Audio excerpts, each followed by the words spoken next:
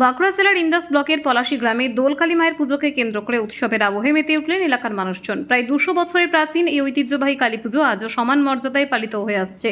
বিশেষত্ব হলো এখানে মায়ের কোনো মূর্তি প্রতিষ্ঠা করা হয় না, ঘটে পটেই সম্পন্ন হয় দেবীর আরাধনা। প্রতি বছরের মতো এবছরও এলাকার মানুষের সহযোগিতায় দুদিন ব্যাপী এই পুজোর আয়োজন করা হয়। সময়ের সঙ্গে সঙ্গে এই অনুষ্ঠান আরও বড় পরিসর পাচ্ছে। পূজা উপলক্ষে নানান সাংস্কৃতিক অনুষ্ঠানের আয়োজন করা হয়, যেখানে স্থানীয় শিল্পীরা অংশ নেন এবং গ্রামবাসীরা উৎসাহ ভরে উপস্থিত থাকেন। এবারের পুজোয় মানবিক উদ্যোগও ছিল চোখে পড়ার মতো। এলাকার প্রায় 200 জন দুস্থ মানুষের হাতে বস্ত্র তুলে দেওয়া হয় আয়োজকদের পক্ষ থেকে। এই উদ্যোগকে সাধুবাদ জানিয়েছেন স্থানীয় বাসিন্দারা। পাশাপাশি আশেপাশের গ্রাম থেকেও বহু মানুষ এই পুজো দেখতে ভিড় জমান। স্থানীয়দের বিশ্বাস, দোলকালী মা অত্যন্ত জাগ্রত দেবী। ভক্তরা যা মানত করেন মা তা পূর্ণ করেন বলেই তাদের অটল আস্থা। তাই পুজোকে ঘিরে শুধু ধর্মীয় আবেগ নয়, সামাজিক সম্প্রীতি এবং মিলন মেলার পরিবেশ তৈরি হয়। দোলকালী মায়ের পুজোকে কেন্দ্র করে পলাশী গ্রাম যেন আনন্দ উৎসবে ভরে ওঠে। ভক্তদের উপস্থিতি এবং আন্তরিক অংশগ্রহণে প্রাচীন এই ঐতিহ্য আজও সমানভাবে উজ্জ্বল। শ্রীমায়া যখন দক্ষিণেশ্বরে যান, প্রথমত শ্রী রাত্রিবেলা শ্যামচন্দ্রদেব জিজ্ঞেস করেন তুমি কেন এসছো? শ্রীমার সংক্ষিপ্ত জবাব, আমি তোমায় তোমার ইষ্টপদে সাহায্য করতে এসেছি।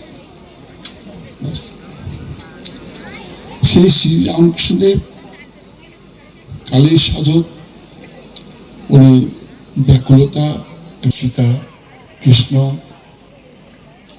হনুমান সংদর্শন লাভ করেন। এটা মূলত হচ্ছে এই যে বর্তমান যুগে যে মানুষের মধ্যে ক্রমশ দূরত্বটা বেড়ে যাচ্ছে, আমরা চাইছি যে এই দূরত্বটা মানসিকভাবে যাতে দূরত্বটা কমে এবং গ্রামের সমস্ত মানুষকে, আপামর জনসাধারণকে যাতে আমরা কাছা পাই। শুধু গ্রামের নয়, পার্শ্ববর্তী গ্রাম এবং ইন্দাস গোটা ব্লকের মানুষও যাতে জানতে পারে যে আমরা এই পলাশীর দোলকালী মাতা সংঘ এই বড় একটা মহতী অনুষ্ঠান করছে। এটাই আমাদের মূলত প্রচেষ্টা। আর এর সঙ্গে এই যে যেমন আজকে মঞ্চে বক্তব্য রাখলেন আমাদের শ্বাসপুর ধীর নার্সিং ইনস্টিটিউশনের প্রাক্তন প্রধান শিক্ষক নীরদ বরণ সাম মহাশয়, উনি যে বললেন ওই পুরাণের কাহিনী প্রহ্লাদ কথার অর্থই হচ্ছে যে প্রকৃষ্ট রূপে আহ্লাদ, মানে প্রকৃষ্ট রূপে যাতে আমরা আনন্দ পাই। শুধু আনন্দটা নিজেদের বাড়ির মধ্যে সীমাবদ্ধ না রেখে, এককভাবে না রেখে, গ্রামগতভাবে, অঞ্চলগতভাবে, থানাগতভাবে ছড়িয়ে দিতে পারি এবং গ্রামের দুস্থ মানুষের উপকারে কাজে লাগতে পারি। এই জন্যই আমাদের এই প্রয়াস। এটা আমাদের প্রায় 1 দশক হয়ে গেল। হ্যাঁ, 1 দশক অতিক্রান্ত হয়ে গেল আমরা এই অনুষ্ঠানটা করে চলেছি। আচ্ছা, কতজন দুস্থ মানুষের হাতে বস্ত্র দিলেন? 100-র কাছাকাছি। আর এরকম ভাবনা চিন্তাটা যে দুস্থ মানুষের হাতে বস্ত্র দিয়ে কেন ভাবনা চিন্তাটা নিলেন? আমাদের এর আগে গত বছর আমরা ব্লাড ডোনেশনও করেছি।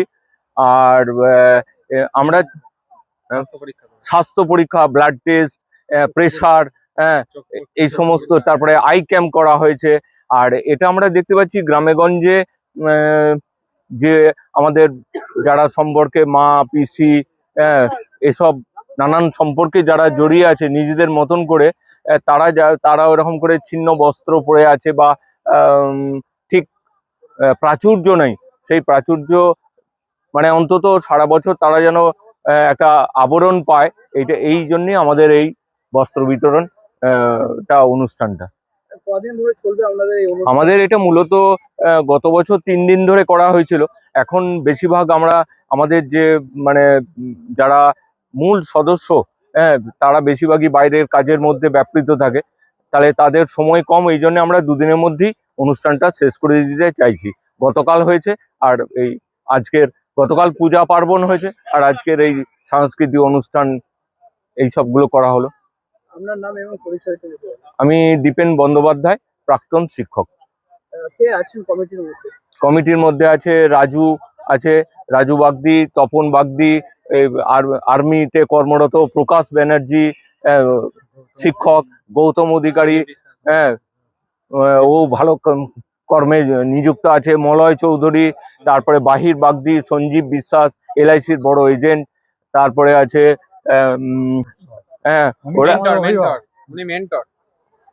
মানে আপনি মানে একজন সিনিয়র এটা আমাদের এই মায়ের মূর্তি হয় না, এটা ঘটে বটেই হয়। এটা বহুদিনের এইভাবেই পুজো হয়ে আসছে। পলাশী খুব ঐতিহ্য মানে পুজো, বুঝলেন, খুব জাগ্রত মা।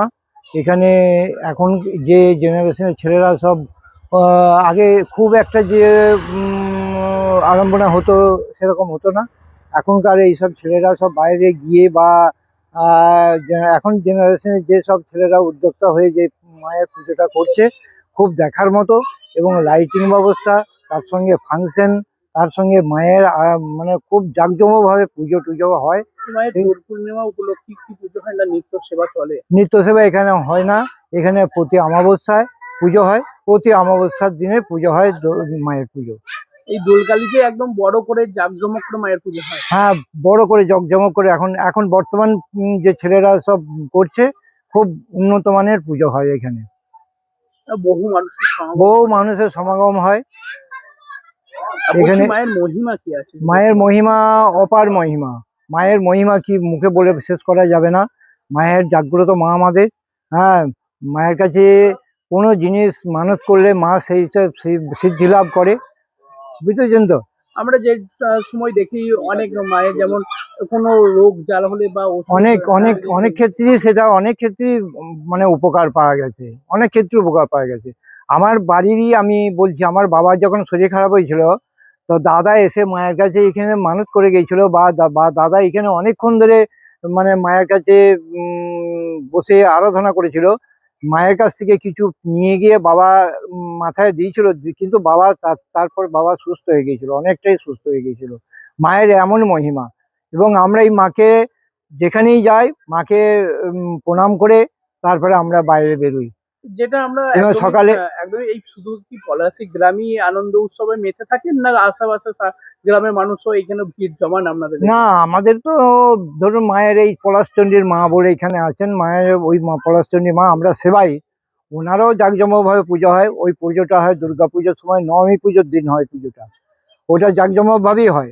কিন্তু আজকে এই দোল উপলক্ষে, দোলকালীর এই মায়ের পুজো, এখন এখন প্রচুর মানে লোক সমাগম হয় এবং খুব ভালোভাবে পুজোটা এখন আরম্ভনা ভাষায় হয়।